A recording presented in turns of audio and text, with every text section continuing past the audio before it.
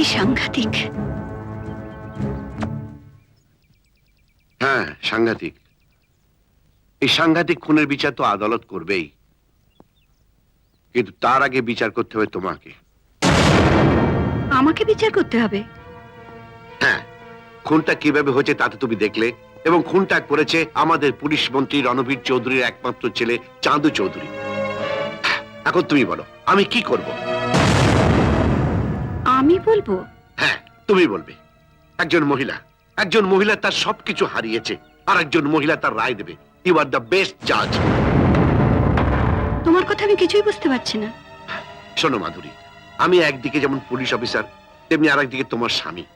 Police officer হিসেবে যেমন সমাজের প্রতি আমার একটা কর্তব্য আছে, তেমনি তেমনি স্বামী হিসেবে তোমার প্রতি আমার একটা কর্তব্য আছে। পুলিশ অফিসার হিসেবে যদি আমাকে কর্তব্য পালন করতে হয়, তাহলে আমার উচিত ওই পুলিশ মন্ত্রীকে তোয়াক্কা না করে এক্ষুনি তার ছেলে চাঁদু আর তার বন্ধুকে অ্যারেস্ট করা।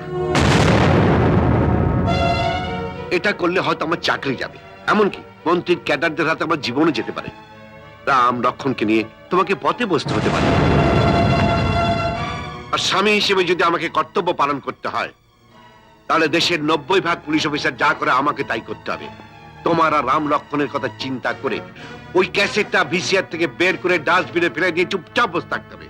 আর তারপর যা হবার তাই হবে। প্রমাণের অভাবে ওই চাঁদু রিভলভার হাতে আমার সমাজের বুকে দাপিয়ে বেড়ায়। অ্যারেস্ট করবার জন্য আপনার ওখানে গেছে অ্যারেস্ট ওয়ারেন্ট আনতে। আপনি কি অ্যারেস্ট ওয়ারেন্ট দেবেন? হ্যাঁ, দিয়েছেন।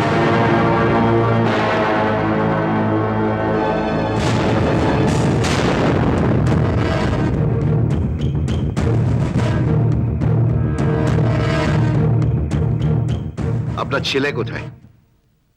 ও বাড়িতে নেই। কোথায় গেছে? জানি না। জানেন না?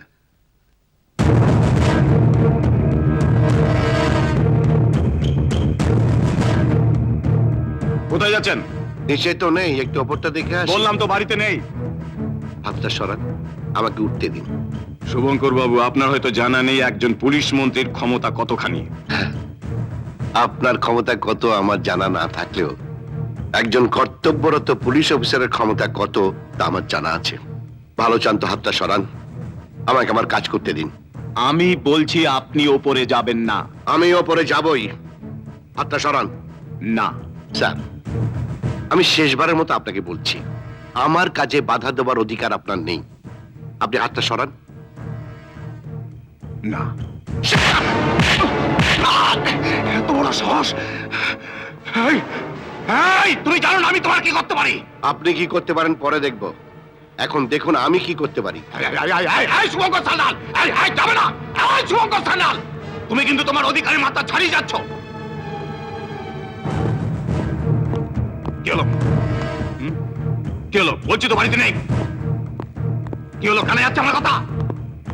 কি বলছি তো বাড়িতে নেই। আমরা একটা ইংরেজি বলি। বলো তো এটা কি? এটা অরেঞ্জ। এটা ম্যাডাম, পিকক। আমি একটু ভেতরে আসতে পারি? আসুন। আপনার ছেলে একজন মহিলার শীতে সিঁদুর কেড়ে নিয়েছে, আমি তাকে অ্যারেস্ট করতে এসেছি। আপনি কি আমাকে একটু সাহায্য করতে পারেন? বললাম তো বাড়িতে নেই। আপনি চুপ করবেন?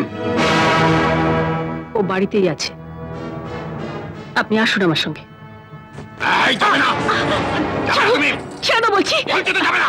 আপনার সঙ্গে তো রিভলভার আছে, গুলি করুন ওকে। ওই যত নষ্টের গোড়া, ভোটে জেতার জন্য নিজের রিভলভার দিয়ে ছেলেকে পাঠিয়েছিল মাস্টার মশাইকে খুন করতে। ছাড়ো, ছাড়ো। তুমি না মা। মা তো কি হয়েছে? খুন যখন করেছে তার শাস্তি ওকে পেতেই হবে। ছাড়ো, ছাড়ো বলছি। আমার কাজে বাধা দেবেন না। তুমি যাবে না। ওকে ছাড়ুন। না, যাবো না।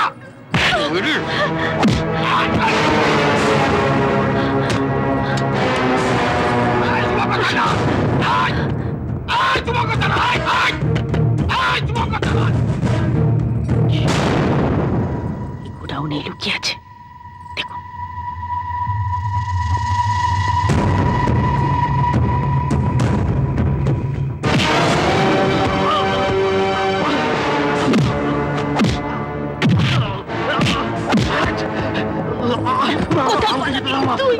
আমি তোমার ছেলে, তুমি আমাকে আটকে অফিসার, যেতে দেবো না তোকে।